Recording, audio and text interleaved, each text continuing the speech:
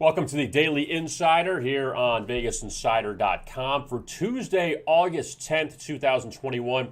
Kevin Rogers with you. Hope you had a good weekend, and now we are ready for plenty of baseball tonight to look at. Also, we begin the preseason. Well, we started with the Hall of Fame game last week, the Steelers defeating the Cowboys, but now the real preseason, whatever that means, that begins on Thursday with 2 games and a full weekend of NFL. We'll take a look at some of those matchups coming up in just a few minutes. First, though, I want to tell you about the Daily Insider Contest, which we have every Tuesday and Thursday here on the Daily Insider. And the Daily Insider Contest, it is very easy to enter. All you have to do is put your Vegas Insider user ID in the comments section below this video, along with your best bet for the day. Now, obviously, we only have Major League Baseball today, but we do have the NFL preseason, which you can also put in as well as your best bet for the day. Now, for baseball, it can be a side, it can be a total, it can be a run line, it can be a first 5-inning play, it can be a strikeout prop, it can be a first inning play. Also with the NFL, obviously a first half play, a first quarter play, a full game. That's up to you. So put that in the comment section below. And if you win your best bet, you will be in the drawing for a week's worth of handicapper selections from one handicapper of your choosing on VegasInsider.com. It's a $100 value. You get it for free. And if you do not have a Vegas Insider user ID, it's very easy to get. You just go to the big yellow register button in the upper right-hand corner, click on that, and then go to free membership, register now. Create your user ID and password, put up your email address as well as your name so we can get in contact with you, and then you'll be all set, and it is free to register. So wanted to always put that disclaimer out there that you do not have to pay anything to register to be part of our community here at VegasInsider.com. All right, let's begin with Major League Baseball. And you only had a few games last night. You had that wild Yankees-Royals game. We'll talk about that in just a few minutes. First, let's go through the board on Tuesday, and we'll begin with the Cardinals and the Pirates meeting up at PNC Park. And St. Louis favored in this one tonight. J.A. Happ and Steven Brault, a pair of lefties on the mound in that contest. And the Cardinals ended up taking 2 of 3 from the Royals at Busch Stadium this past weekend. In fact, the Cardinals overcame a 5-1 deficit to tie the Royals on Sunday at 5, and then Kansas City ended up winning in extra innings. So the Cardinals couldn't pull off the sweep there, but they're still 1 game below 500. Pittsburgh, meanwhile, at 41-71. But a couple things to note here with this game. Number one, St. Louis 2-8 their last 10 games against left-handed starting pitchers. So the Cardinals have not fared well in that situation. Number two, Pittsburgh 7-2 their last 9 home series openers, and they're coming off of a 4-game sweep at the hands of the Reds this past weekend in Cincinnati. So the Pirates have fared well back at home when they are starting a series. So that number is in Pittsburgh's favor. Also, Steven Brault making just his second start of the season last year, probably his best start in his short career. In September, he tossed a complete game shutout against the Cardinals at PNC Park. So keep an eye on that. J.A. Happ coming off a decent start in his first outing after getting traded from the Twins to the Cardinals, but the Cardinals ended up losing to the Braves. Still, though, the Cardinals favored, which they should be because the Pirates should be favored against anybody at this point, but Pittsburgh has some numbers going their way in this game tonight to start that 3-game set. Across the state in Philadelphia, fantastic series between the Dodgers and the Phillies. And you have Max Scherzer on the mound against Aaron Nola. And for Max Scherzer, he's making his second start after coming over from the Nationals at the trade deadline. And Scherzer defeated the Astros in his first start at Dodger Stadium, now making his first road start. And he's already beaten the Phillies twice so far this season as a member of Washington. Also, a good number here on Scherzer. He is, well, his teams, and I guess team really, because it doesn't apply to the Dodgers yet because it's his first road start. But with the Nationals, since the start of 2020, Washington 7-1. His last 8 starts as a road favorite of minus 125 or higher. So in those spots, Scherzer delivers. And now he's facing a Phillies team that is red hot. They are leading the National League East by 2 games over Atlanta and New York. Phillies pulled off the weekend sweep of the Mets. Now they've won 8 straight games. And Aaron Nola takes the mound for Philadelphia. His last start, he was shaky against Washington, but the Phillies came back and won that game 7-6, so Nola did not pick up the loss. He left the game. It was 5-2 Nationals. And then Philadelphia came back with 4 runs in the 9th inning, and they ended up beating the Nationals in that game. So you don't get Nola as this heavy of a dog. Normally, you don't get him as this heavy of a dog at home, but Max Scherzer, his numbers against Philadelphia speak for themselves, and I should say. But the Dodgers, though, favored here in this one. Very key game for both teams because Philadelphia wants to stay atop the NL East, and the Dodgers are still fighting it out with the Giants for the top spot in the NL West, and obviously you want to avoid that wild card game. You don't want to play the best of one. You'd rather make sure you win the division and then be in the playoffs to at least get to the best of 5 and not have to worry about the best of 1. So that game, a very key game. Speaking of the Mets, they have been an utter disaster of late, and they host the Nationals tonight at Citi Field. So the Mets, let's go back and talk about them for a second. Carlos Carrasco takes the mound for them this evening, and Carrasco has actually been decent since entering the rotation. Remember, he came over from Cleveland in the Francisco Lindor deal. Lindor is still banged up. But Carrasco, who's trying to stretch things out, he went 4 innings his first start against the Reds. Gave up a solo homer to Jonathan India. First pitch of the game. Did not allow a run the rest of the, well, he only went 4 innings, but did not allow another run. But the Mets ended up losing that game to the Reds. Then his last start against the Marlins, he left with a 3-0 lead. The Marlins came back and tied it. Mets ended up winning that game 5-3. So 2 no decisions so far for Carrasco.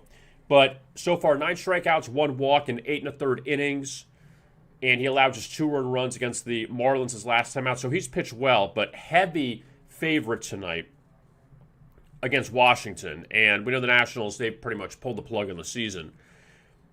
New York 1-7 their last 8 games, and the only win was that one against the Marlins I just referenced with Carrasco. So the Mets have obviously free fallen here, and when you're 1-7 and Philadelphia wins 8 straight, that's a 7-game swing all of a sudden since the beginning of the month. We're at August 10th, and this started August 1st. The Nationals, they have reasons, not excuses, I guess, that they traded away Max Scherzer, Trey Turner, Brad Hand, Josh Harrison, Yan Gomes. They got rid of everyone. They cleaned house. And they now, they're coming off a series in which they dropped 2 of 3 at Atlanta. The only game they won, they were down 2-0 going to the 9th and scored 3 runs. And they were swept by the Phillies. And they blew a couple late leads in the Phillies series. So they, obviously the bullpen has not been very good for Washington, and they go with Paolo Espino tonight, and he's been a bit up and down. He gave up 6 earned runs his last time out against the Phillies, but before that, he faced the Cubs and allowed 1 earned run in 5 1/3 innings in a 4-3 victory. So now he gets the start against the Mets, and obviously, look, Scherzer's gone. Strasburg's out for the year. He's hurt. John Lester got traded to St. Louis. The Nationals don't have a lot of arms to go to at this point. And the last time Espino actually faced the Mets was back on June 28th in D.C. Went 5 scoreless innings in an 8-4 win. So he's had some success against this Mets team. And again, that's if you trust taking Washington at that price, but also how do you trust taking the Mets? Because the way that they played so far, that they've been terrible of late. The Reds and the Braves, that's a playoff rematch from last year. Remember, that was the scoreless game that Atlanta won 1-0. The first one, that was Trevor Bauer was fantastic in that game, and then he ended up getting lifted, and the Braves won 1-0. The Reds didn't score a run in that series in the 2 games at Truist Park. So now Cincinnati back in Atlanta, and you have Drew Smyly and Sonny Gray on the mound. First for Drew Smyly, the Braves are 9-1 in Smyly's last 10 starts. So that's ultra impressive. Now, what's interesting is 7 of those wins came on the road. Only 2 wins came at home, both 1-0 scores. So I don't know if you're expecting Smyly to win another pitcher's duel tonight, but Smyly did beat the Reds in Cincinnati during the stretch. So he's seen some success against them. Meanwhile, Sonny Gray, 3 ERA on the road this year. He's won his last 3 road starts. One of them came against the Mets, and another one came out Washington when the Nationals were a little more at full strength. But Sonny Gray has pitched well on the road lately. Smiley's look good, so both guys are pitching well. Freddie Freeman's expected to be back tonight for Atlanta. Couple numbers here. Braves 0-6 their last 6 off a home win. Now, they went through that long streak, 18 straight games in which they went win-loss, win-loss, and that's thrown out the window now. But Atlanta 0-6 their last 6 off a home win, coming off of a victory over Washington on Sunday. Cincinnati, 5-1 this year in series openers off a road loss. Now, the Reds in a bit of a special situation here because they were at Cleveland last night for a makeup game with the Indians. The Reds scored an early run, then it was all Cleveland after that, and Luis Castillo got lit up. First bad start he's had in a while. But the Reds now playing in their 3rd different city in 3 days. They played at home Sunday. They were in Cleveland last night, granted very little travel, and now going to Atlanta tonight. But this is the 4th time this season that a team has played 3 games in 3 days in 3 different cities. All right, so basically everyone playing, all those teams playing a makeup somewhere in that during this time. All 3 teams ended up winning the 3rd game in the 3rd different city. So that's another thing to watch out for. That even though the Reds looked bad last night, not shocked by it. I had the Indians, and I just liked the spot. I was like in the makeup games. Now remember, not double headers, but the one single game, and then that's it. I normally like the underdogs in those games, where the Reds really didn't have a lot of motivation going to Cleveland last night, where the Indians were playing a little bit better, and the Reds were way overpriced because Luis Castillo had pitched well, and the Indians were going through a bullpen game. But it worked out for Cleveland, and they ended up winning that game pretty easily. So the Reds and Braves, it's a pick'em tonight in Atlanta. Should be a pretty good series. And then the Reds get the Phillies after this. So they're going to be tested now after facing Pittsburgh this past weekend and sweeping that series. The Brewers and the Cubs. All right, we're going to scroll down because they're playing a doubleheader. That's the 8:05 game. Here is the 2:20 game. You see number 983, 984. The bottom game, Freddie Peralta and Justin Steele on the mound. And these teams were supposed to play last night at Wrigley Field. They waited it out for about an hour and a half of the rain delay, and then they just pulled the plug on it. Now, apparently there's supposed to be bad weather again going through Chicago later or sometime today. So we'll see if these games even get played between the Cubs and the Brewers, but they are scheduled for 2 at Wrigley, 2:20 and 8 o'clock. Now, Freddie Peralta was scheduled to start the game last night. He's starting game 1 today opposite Alec Mills. Alec Mills is going to start the 2nd game of that series, or the doubleheader, I should say. But the Brewers coming off a really tough end of their series against the Giants. They won the first game 2-1. They lost the second game in extra innings 9-6. That was a game that San Francisco got 3 in the top of the 10th inning. Then the Giants got 3 in the bottom of the 10th inning, so it's kind of a crazy thing. But then San Francisco ended up pulling away and winning 9-6. Then on Sunday, the Brewers led 4-2. Giants hit a 2-run homer to tie it, and then got the game, or the go-ahead run in the 8th inning and won it 5-4. So Milwaukee, who was rolling along, they've slipped up a little bit. They got lucky with the Reds losing last night to get a half game back, but Cincinnati closing in on Milwaukee in the NL Central, so the Brewers really can't afford to have a bad stretch. And Milwaukee, this is what they have ahead. Cubs in this series, Pirates again this weekend, who they've owned this year, at St. Louis, who, again, very up and down team, and then against Washington, who, again, is decimated. So Milwaukee has an opportunity here, and I mentioned the Reds get the Braves and Phillies on the road back-to-back. So Cincinnati's going to have to work hard to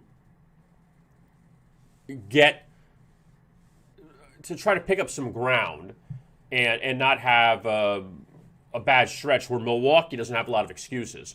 They're playing three of the next 4 opponents are not good. The 4th opponent is hovering around 500. So you're not playing anybody of substance really during this stretch if you're the Brewers, and you got to take care of business. Now, Freddie Peralta goes tonight, and Peralta is unbeaten in 4 starts against the Cubs this season.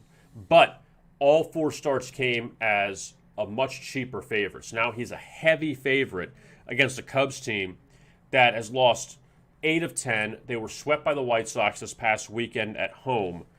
And you got a young pitcher in Justin Steele making his first major league start. So far, he's 0-2, 2.03 ERA, and 11 appearances. So he's making his first start, and we'll see how the Cubs handle it. The only good news is you have a 7-inning game, so you can cut the game down a little bit. So that's the first one. Now, the second game at Wrigley, Aaron Ashby and Alec Mills. Alec Mills, who I did like last night, and again, the game wasn't played, his numbers are very misleading. He's 5-4 with a 4.41 ERA. And he gave up 2 early runs against the Rockies last start. And the Cubs came back with 3 runs and won 3-2. So Mills cashes a plus 160, 165 dog on the road. Alec Mills has made 10 starts this year. He has not allowed more than 3 earned runs in any start. So that's pretty good if you want to back Mills in that game. Also, Mills no-hit the Brewers last year in Milwaukee, if you remember that. So he's seen success against this Milwaukee team. Aaron Ashby goes for the Brewers. Ashby, last time he faced the Cubs, now granted, you had Anthony Rizzo and Javi Baez and Chris Bryant on the team at the time. And what's interesting is, even looking back at this, there was no Rizzo and no Bryant in the lineup. This was the game, if you remember, back on June 30th. This was an afternoon game in Milwaukee. The Cubs scored 7 runs in the top of the first inning against the Brewers, and Ashby started that game, gave up all 7 runs, recorded 2 outs, and was pulled. Milwaukee came back and scored 15 unanswered runs to win 15-7. So the Cubs blew a 7-0 lead, and the Brewers still won the game by 8. And the Cubs didn't score again after the first inning. So he wasn't even facing the bulk of the Cubs lineup. And again, those guys are gone now. But Mills, though, he has success against Milwaukee. He's pitched well this year, and Ashby, now seeing them again. I mean, I prefer Chicago more in the second game than the first game. Now to the late night action in the National League. The Diamondbacks and the Giants, and San Francisco at 71-41. Arizona's 35-78. And the Giants have completely owned the Diamondbacks this season. They took 3 of 4 in Phoenix last week. They overcame a 4-0 deficit in the final game to win 5-4. That was a bit of a stunner. And in that game, Alex Wood started for the Giants. He's starting tonight. And Wood allowed 4 earned runs for the second straight start. Lasted 4 innings, but he got lucky because the Diamondbacks bullpen melted down and San Francisco rallied to tie the game in the 9th inning. Wood had good numbers against Arizona before that, but now he is laying 200 against Zach Gallen. And Zach Gallen, who actually, I don't know if he just hasn't found it this year, because last year, last year's, again, a tough year to judge because it was a shortened season, but Gallen was 3-2 last year, 2.75 ERA. Now, I want to tell you about the starts he made against San Francisco. I remember he had one terrible start in the first inning. He couldn't get out of it. He, against the Giants last year, he did lose twice in San Francisco and one at home. I believe, was this the start? No, it was...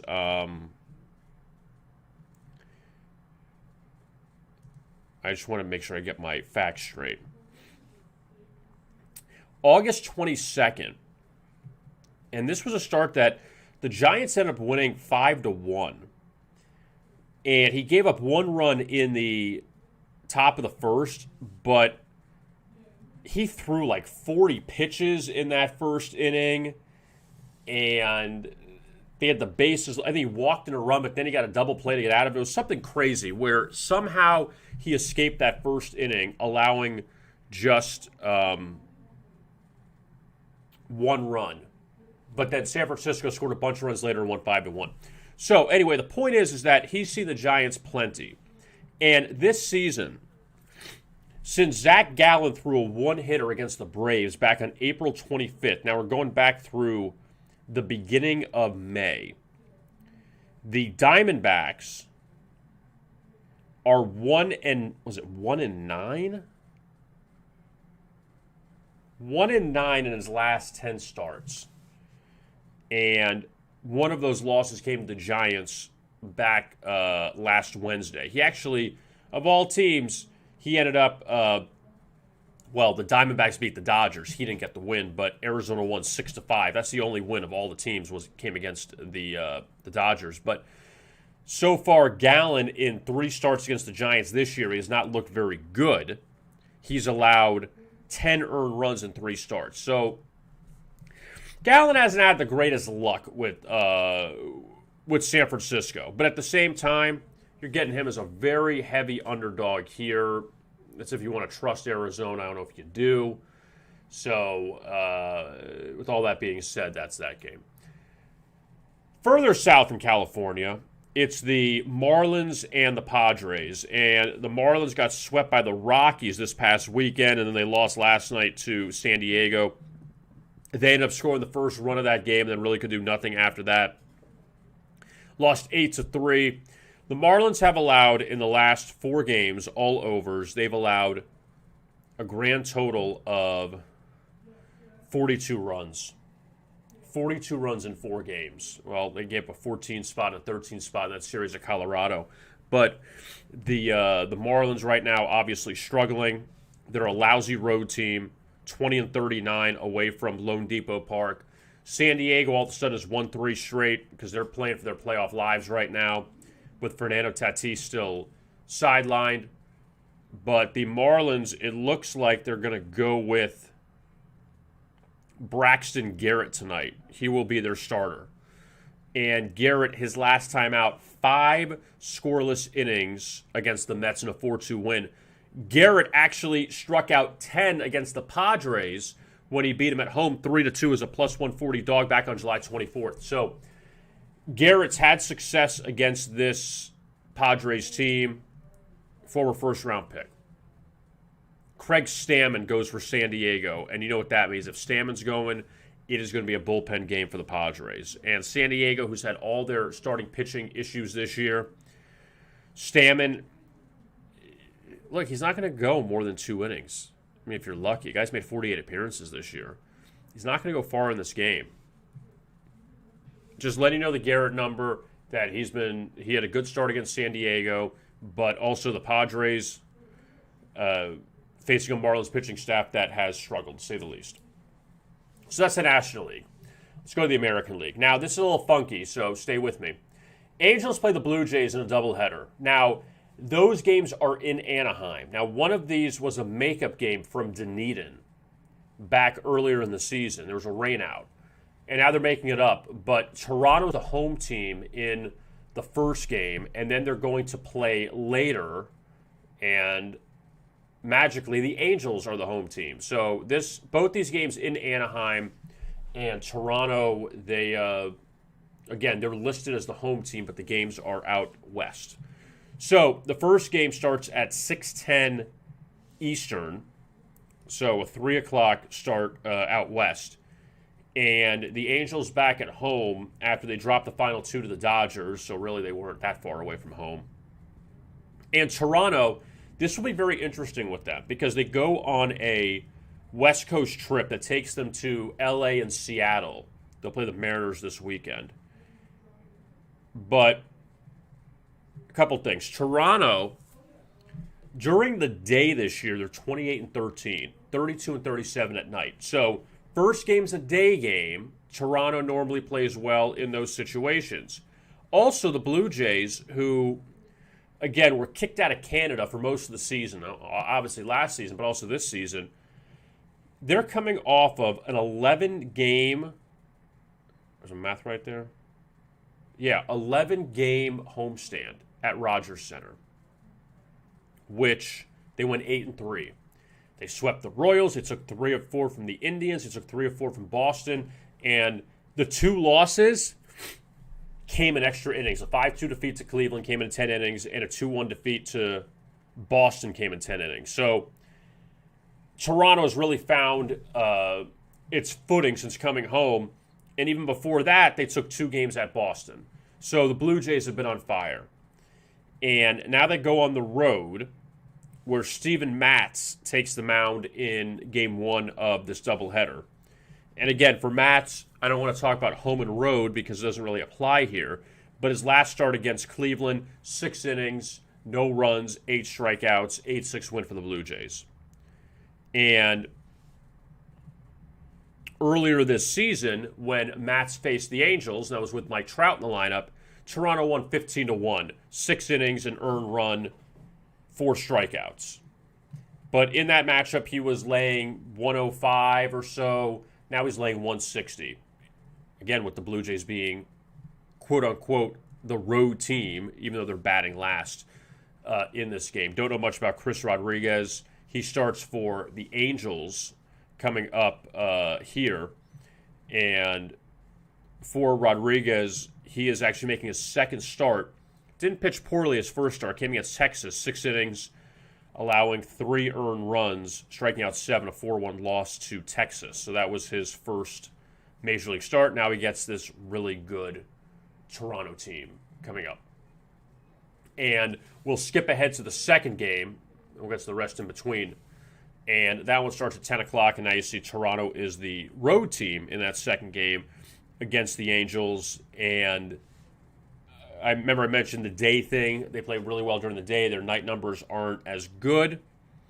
And Jose Suarez, he actually is coming off of a win his last time out, 5 2/3, 3 earned runs for LA, an 11-3 win over Texas. But his numbers have been a little shaky so far on the season. And Ross Stripling, I always confuse his name, Stripling or Stripling, but the righty went 6 scoreless innings, 3-0 win against the Indians his last time out.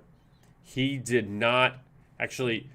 He faced the Angels earlier in the year, that game in Dunedin, or that series in Dunedin. They had the 2 games. Matz went one of them. Stripling went in the other one. 5 innings, 4 earned runs, and a 7-5 loss to the Angels. So they have seen him. But again, the Angels, their lineup a little bit beat up. Mike Trout out, Rendon is out. Albert Pujols isn't there anymore, so not exactly the same team. All right, back up to the top. And in Baltimore, it's the Orioles and the Tigers. And Detroit favored in this one. Baltimore opened like around a pick 'em, and Detroit now is favored. Casey Mize on the mound. Casey Mize, the under machine for Detroit. And Mize, so far on the season, he has made 21 starts. And through 21 starts, he has hit the over incredibly 5 times. 15-5-1 to the under for Casey Mize this season. And he faces Baltimore, who he threw 7 innings, allowed 4 hits and 1 unearned run in a 6-2 victory over the Orioles at Comerica Park last month. Now he's a short favorite.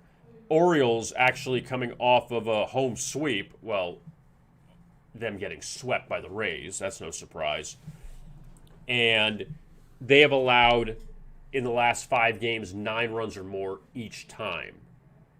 All right, so they allowed double-digit runs in 4 straight games and then ended that streak by allowing 9 runs in the final game, in which Baltimore led 5-2. Tampa Bay came back and won.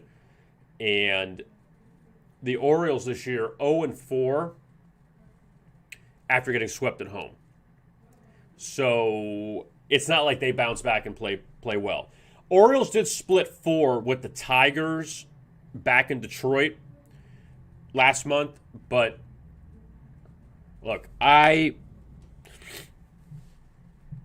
don't want to trust Baltimore at this short a price, but also I don't want to get fooled by taking Detroit as a road favorite. That I don't want to do either. But Casey Mize, though, has put up pretty good numbers, so that game I think I'll stay away from. I don't think there's any reason to back either of these teams. Tampa Bay and Boston, top teams in the American League East, and the Red Sox were leading the American League East before totally tanking, and Tampa Bay has come all the way back. Now the Rays, again, cleaned up by playing the Orioles this past weekend, and look, they swept the Red Sox at home back about a week and a half ago, then lost 2 of 3 to Seattle, and then swept Baltimore on the road. The Red Sox, oh my goodness, look at this, all right? So they lose 3 of 4 at Toronto. They blew that big lead Sunday to the Blue Jays. All right. They lose 2 of 3 to Detroit. They lose all 3 at Tampa Bay. They lose the last 2 to Toronto. So after they grab 3 of 4 from the Yankees at home and a couple comeback wins, they win the first game against Toronto. Since that game, back on July 26th, the Red Sox have won 2 games. 2 games since July 26th.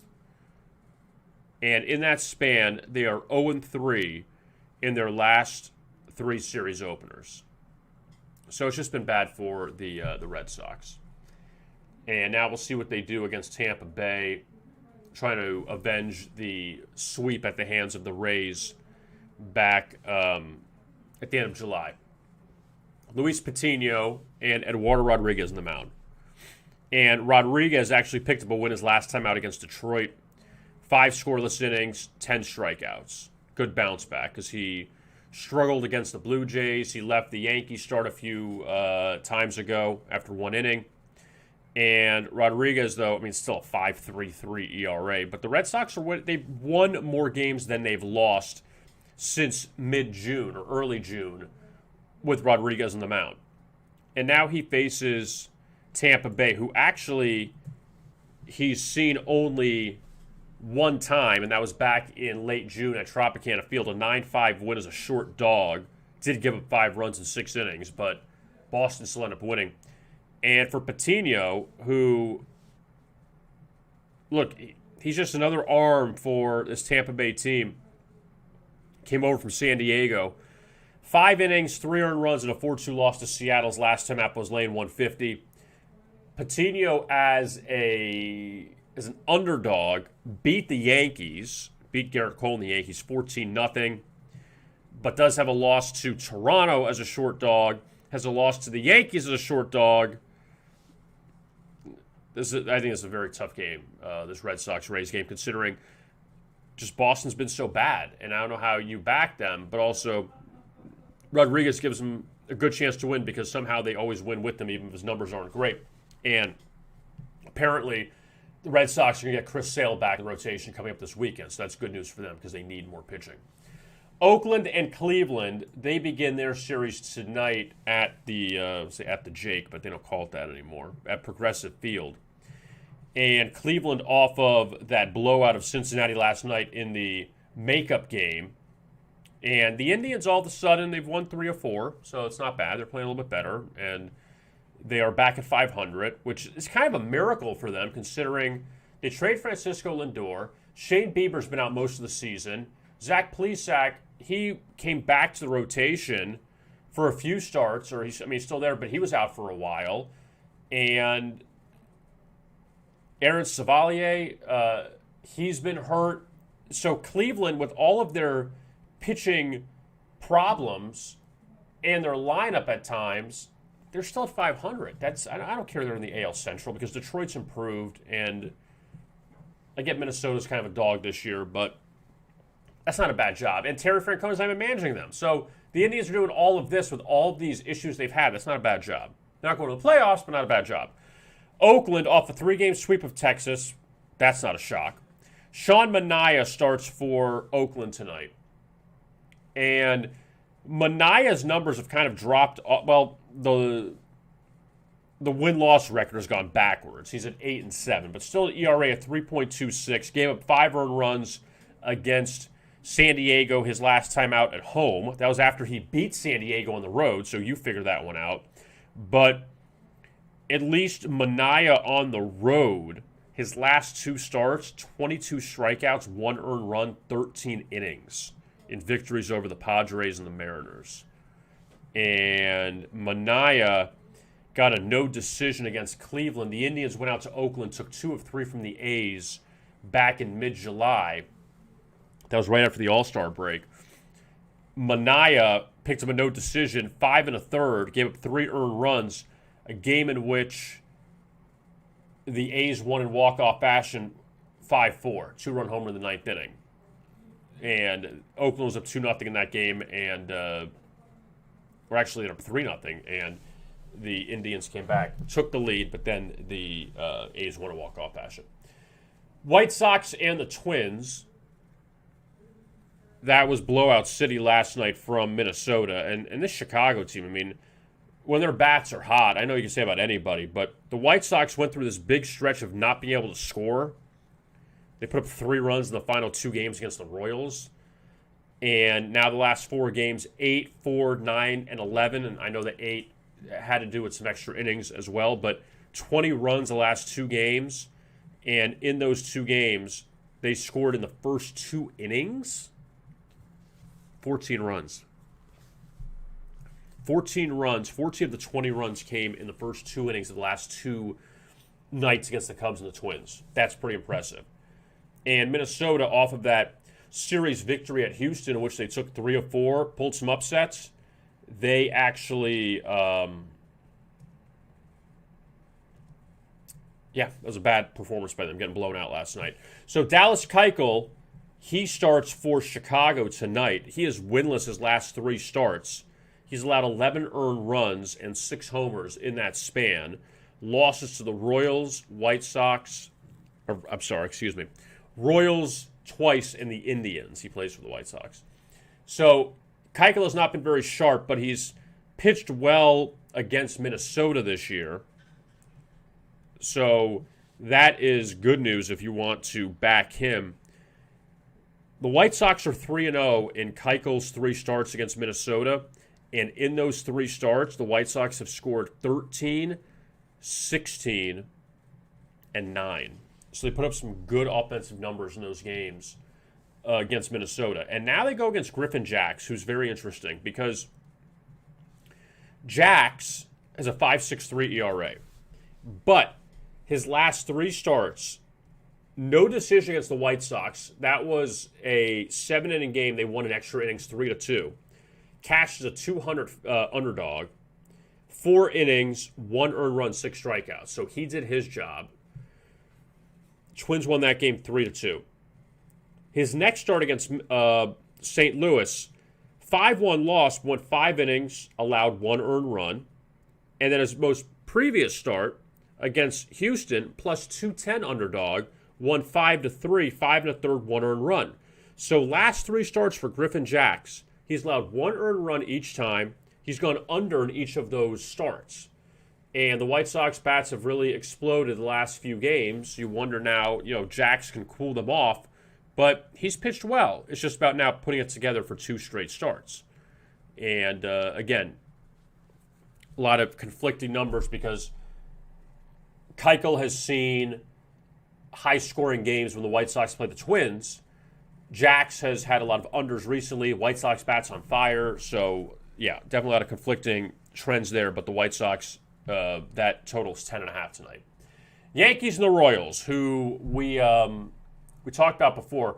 If you missed this, I want to show you this line score from last night. There wasn't a lot of games in Major League Baseball, but this one was most telling. Look in the middle. Yankees and Royals. 10 total.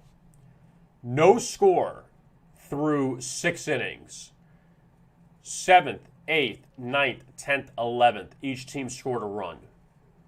First time in Major League history, each team has scored at least a run in the 7th, 8th, 9th, 10th, and 11th innings, which is amazing. And you see that 1-0, 1-1, 2-1, 2-2, 3-2, 3-3, 5-3, 5-5, 8-5, finally 8-6. The Royals couldn't get any more runs. So the Yankees left the door open for the Royals numerous times, and the Royals just couldn't take the lead. But a good job by them for hanging around. And Jameson Taillon pitched very well for the Yankees. And also want to mention this, Carlos Hernandez, who was roughed up for a few starts against the likes of the Orioles and the Tigers. He was great against the White Sox twice, and then even against the Yankees. So he's pitching better for Kansas City. So somebody you may want to focus on there as he moves forward. But the Yankees end up winning 8-6. Now, this number here is, I just wonder if it's going to,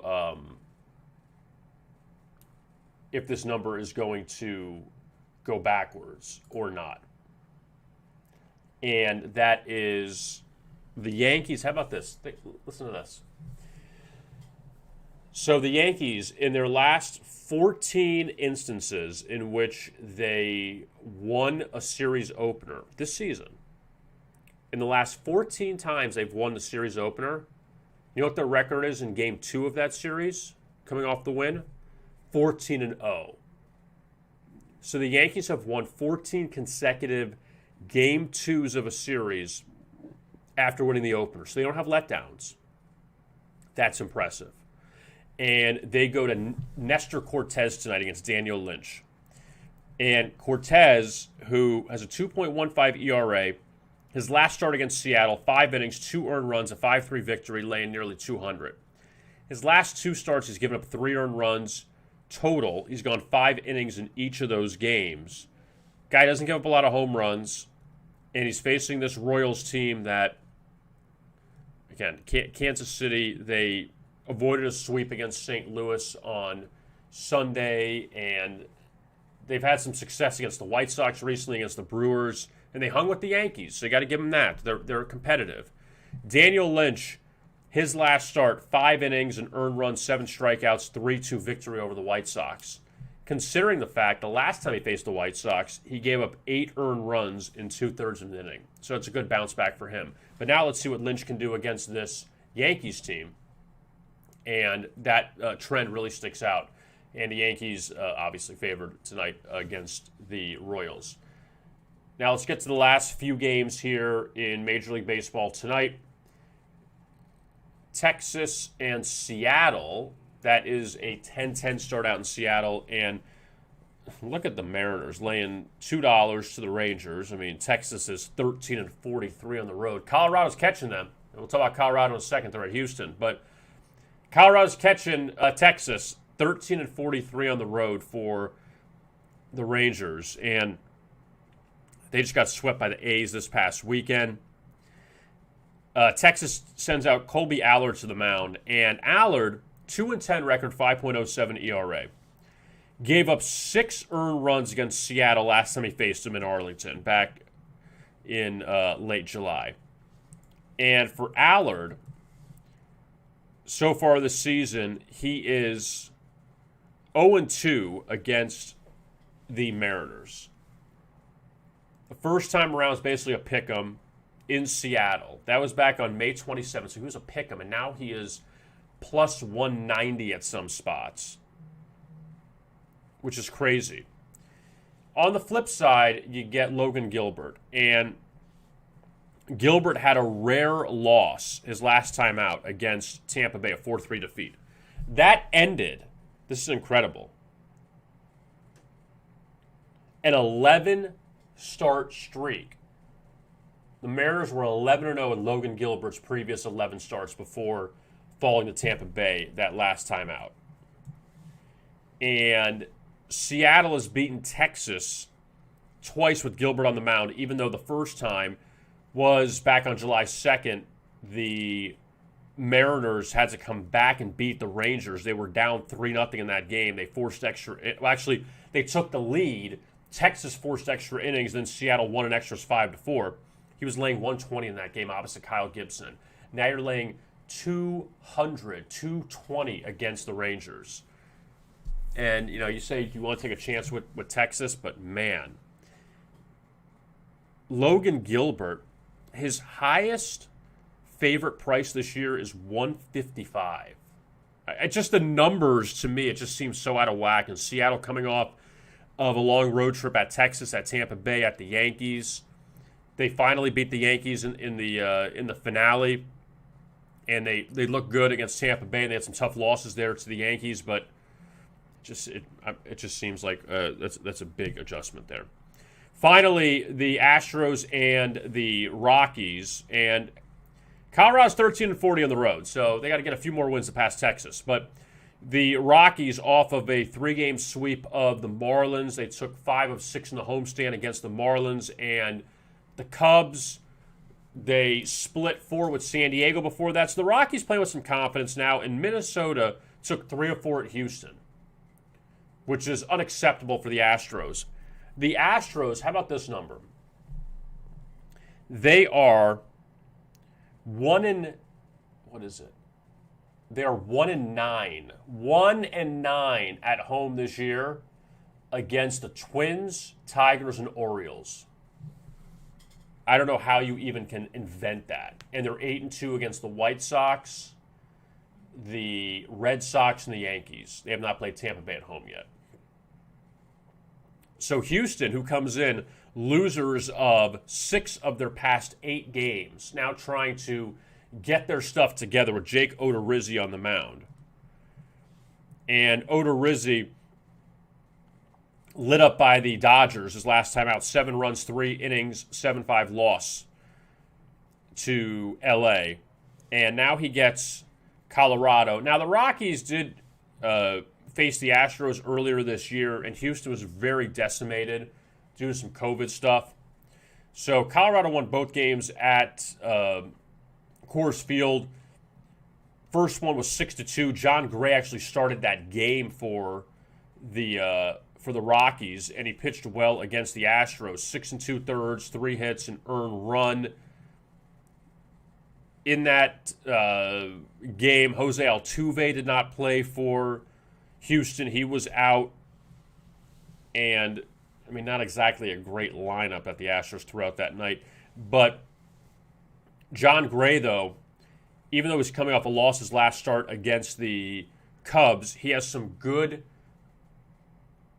road underdog wins recently against San Diego, against the Padres twice during the span. Also has a home underdog win against the Dodgers. So he's pitched well against those types of teams. So John Gray could definitely be worth a look. I don't think it's crazy because the Astros have not played well against teams with losing records at home. They just haven't. And Colorado's playing with some confidence.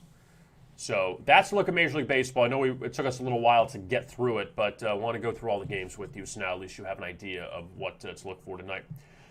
I want to quickly look ahead to NFL, and I know that Thursday we can do more of this because there's 2 games Thursday, but just to give you a quick glance at it, Washington is at New England coming up Thursday night, 7:30 in Foxborough. Pittsburgh and Philadelphia, they meet up. The Eagles, a 1-point favorite. And, again, I don't know what the motivation is with the Steelers coming off the Hall of Fame game on this past Thursday, in which they beat the Cowboys. Washington laying 2, and Ron Rivera, the head coach of the football team, said that he expects his guys, he wants to see a lot from his guys. And Washington laying 2 on the road at New England definitely says a lot. But we will talk more about these games coming up on Thursday. And you see on Friday night, there are 3 games. Titans and the Falcons in Atlanta, Bills and Lions in Detroit, Cardinals and the Cowboys out west at 10 o'clock. And again, we'll get you those numbers Thursday. Teams coming off the Hall of Fame game and how they fared. And you have that with the Cowboys and the Steelers playing on Thursday and Friday. So that's a look at everything inside of today's card for Tuesday, and then looking ahead to Thursday's card as well. But a final reminder about the Daily Insider contest. If you want to enter and win a week's worth of handicapper picks from one handicapper of your choosing on VegasInsider.com, it's very easy. Put up your Vegas Insider user ID in the comment section below, along with your best bet for the day. Major League Baseball, side, total, run line, strikeout prop, only one of them, whichever one that you like the best, your best bet. Put that in the comment section below, along with your Vegas Insider user ID. If you do not have a Vegas Insider user ID, go up to the big yellow register button in the upper right-hand corner. Free membership, register now. Click on that. Again, it's free to register, create your ID and password, name, phone number, email address so we can get in contact with you. And that is free to register, and then you'll be all set to join our community here at VegasInsider.com. And don't forget to like and subscribe to our videos at VegasInsider.com. We'll have plenty more previews as we get towards the season. So look for that as we head towards the NFL season. But the Daily Insider contest, you will be in the drawing if you win your best bet for a week's worth of handicapper picks from one handicapper of your choosing on VegasInsider.com. I am Kevin Rogers. Thank you very much for watching today's edition of the Daily Insider. We'll be back with you coming up Thursday at noon Eastern. And as always, best of luck with your bets.